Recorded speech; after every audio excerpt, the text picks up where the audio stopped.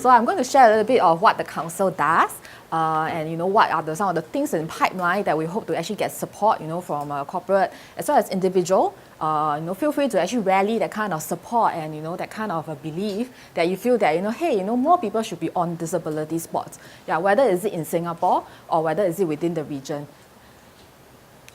Okay, so a little bit about us. Our tagline is disability should never disqualify. At large, what the council does is to actually champion access to sports opportunity for a person with disability. That said, para-sport came from the word being in parallel with the Olympic body. Whether is it competition or whether is it the type of resources that should be supplied to a person with disability to actually also have that kind of opportunity to actually excel in sports. So for person with disability, when they first started in sports, it's always about rehabilitation. So from rehab, we hope that we can actually get that kind of interest to actually sustain their training in recreation and then find the benefits of sports to actually keep a very healthy and physical well-being. And from there, for those who are passionate and committed, obviously, they can actually pursue sports excellence, where we call how they can actually get earn a living out of sports, whether is it being a regular and full-time athlete from there. Okay, so this is actually a picture from 2015 ASEAN Para Games where Singapore actually hosted here, which I think Chris shared a little bit as well. So we have a representative from each sport, almost all the sports. We have 20 sports in total, so almost all of them are up here. And Teresa Goh, which is our Paralympian in swimming, is center stage. Okay. So the council is actually founded in 1973, so this year is about 46 years in anniversary. At large, we believe the dignity and the capability and the value of what a person with disability can do. So it's no longer about disability, it's about the ability that they can perform, just like any other able person, whether is it in sports, realizing their ability from there and how they can actually perform daily tasks more independently and towards workforce as well. We want to actually witness that kind of integration and in society where after they socialize, people get to actually know them better now. Yeah, whether is it during when they are doing sports and after they do sports. Okay, so where we see ourselves, we continue to kind of improve our resources as much as we can. Whether is it having competition here at home ground, or whether is it actively participating in programs and competition in the regional area. We want to actually kind of maintain that profile and standard of disability sport. Maintain that awareness in the community so that we will never be forgotten. And person with disability, aspiring to athlete with disability will never be forgotten. That message we drive day on day. It has to be consistent. Yeah, it can never be capped at your performance level. It has to always be reminded on a daily and community level. Okay, so three key goals that the council does, is to integrate into the community. Whether we actually facilitate the process and we help that socialization happen, at the ground. Okay, increase the public awareness. So not all of us actually have an immediate family member, extended family member that has a disability. Maybe we can start, making friends with these people, by being a volunteer. Be involved in community events. Then you get to know, maybe a neighbor, that you might not know, fresh. You can know them better through sports. Because sports is about being social. You have to play together. Okay, then last obviously is to actually provide access in terms of opportunity, resources, training to them consistently. Okay, so at on ground, we have grown and evolved beyond empowering individuals. We want to actually empower family as well. So I think previous speakers have actually shared about social stigma. It is still present today, even though we are a bit more educated, we are a bit more aware, but it is still today, especially in the Asia region, ASEAN region as well. So apart from empowering individual, immediate family member is very, very important in athlete life or a person's life. That kind of encouragement that can be given, the kind of support that they go home to, and the kind of attention that, hey, you are doing well in certain things. It has a very direct impact on how our athlete and our beneficiary can perform. From family, we have been doing work in terms of outreach and community awareness in rallying the nation's support.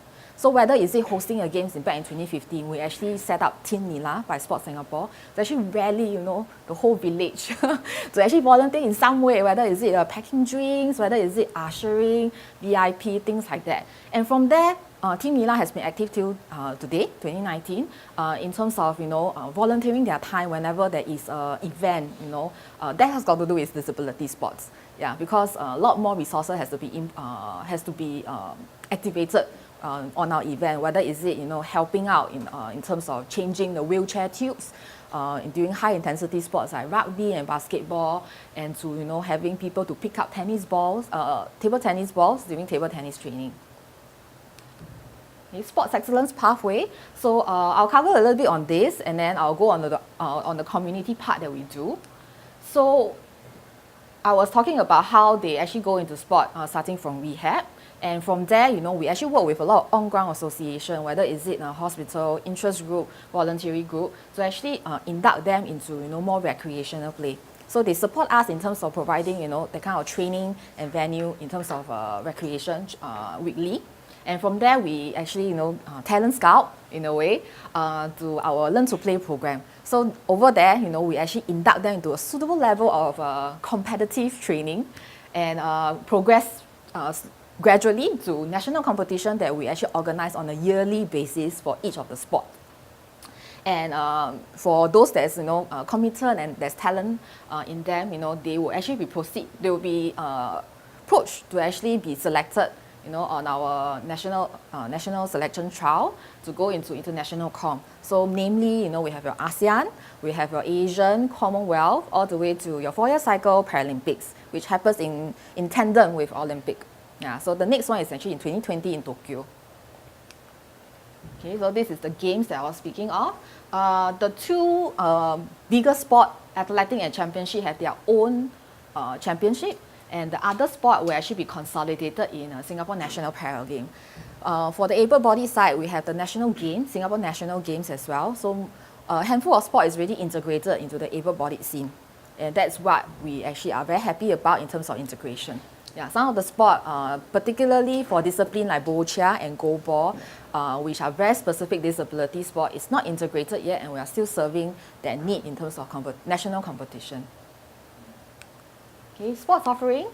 For us, we actually manage all beneficiaries across all disability groups. So from physical, intellectual to sensory. So sensory, you have your visually impaired, your partial and blind, and as well as deaf, hard of hearing. Okay, 20 disciplines of sports. Wheelchair have basketball, rugby, and tennis, and yeah, some of the sports I guess most of you are aware of it. Okay, how you can help?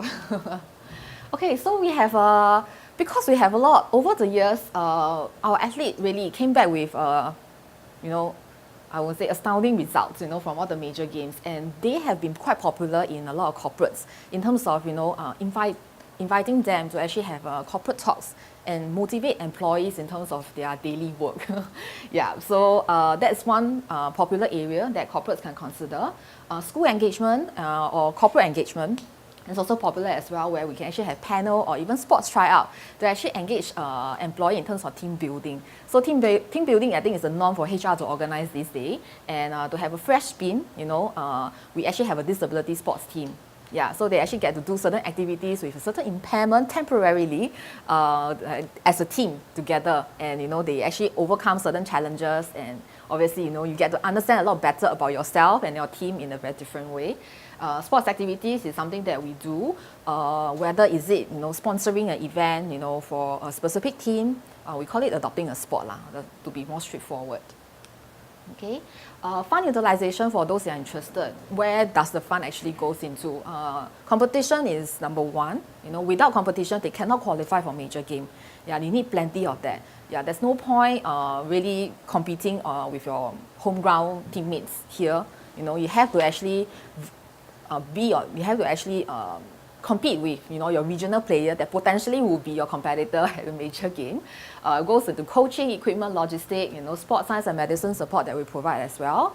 Athlete development and sports development. So for sports development, we actually plan out every athlete that's with us, what is the kind of pathway that we are working with them. what is their next goal. Whether do they want to be a full-time one. We have schemes like, SPRAC scholarship from Sports Singapore that can be, introduced to them if, they are interested.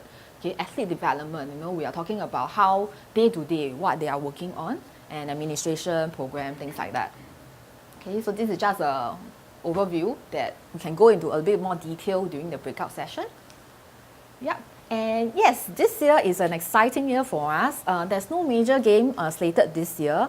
ASEAN Para game, it's actually going to happen for us only in 2020 in January. The able-body version is in December late this year. It's always 1 month after the able-body version. So this is the biggest event that will be happening for us this year for para swimming.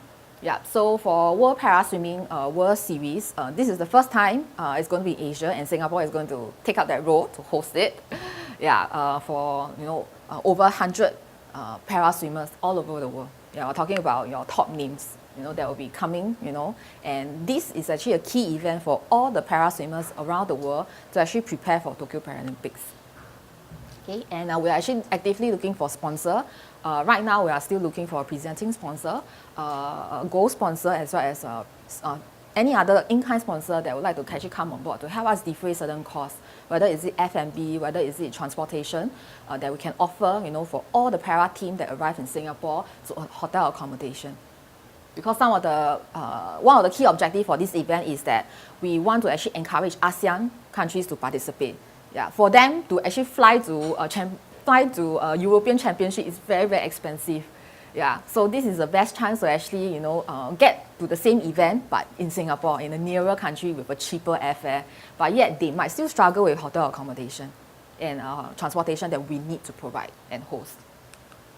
Yeah, so a little quote from Ping Xiu. I'm not sure everybody know her. Everybody should know her. Yeah, she's our 3-time gold Paralympic medalist. Yeah, and as well as a 2-time world record holder. Yeah, so this is a little quote for her. She has lots of quotes online. Just Google her name. Yeah, she's also our recent youngest nominated member of parliament. Yeah, and hope that she hoped that she can use that status and profile to influence more people to actually be involved and inspire more people, the able ones as well, to say that hey, I can do it, so can you. Yeah, thank you.